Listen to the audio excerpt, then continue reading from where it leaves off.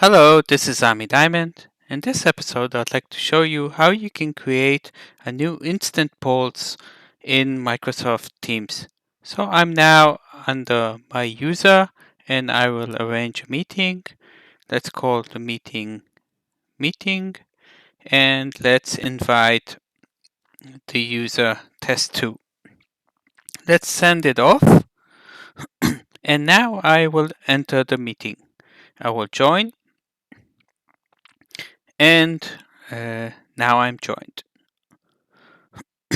Now, if I want to create a poll, I can click on the app plus icon and I can choose poll.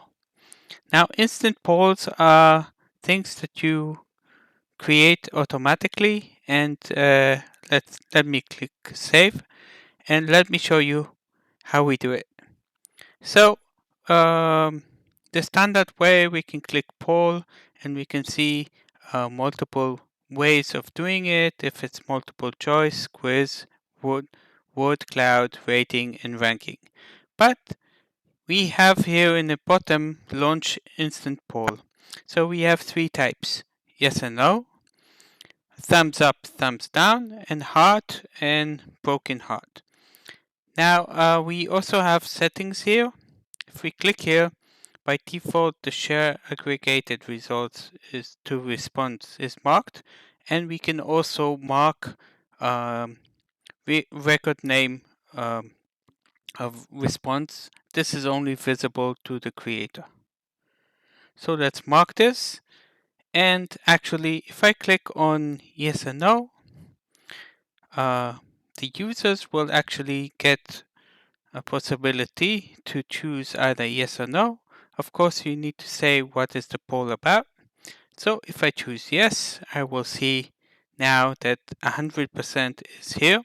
If I go to another user and I will go to the team meeting, let's see the experience.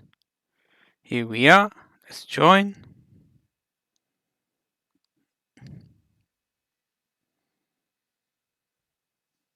Okay, just a second.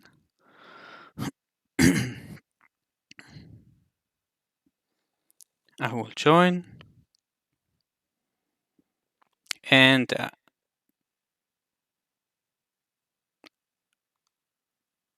just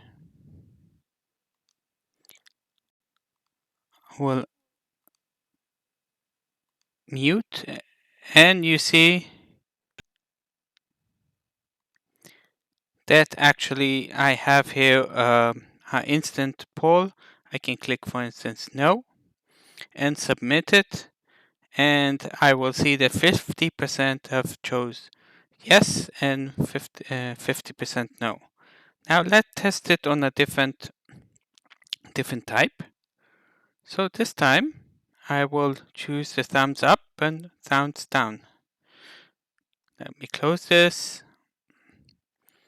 So I click the thumbs up and actually I can talk about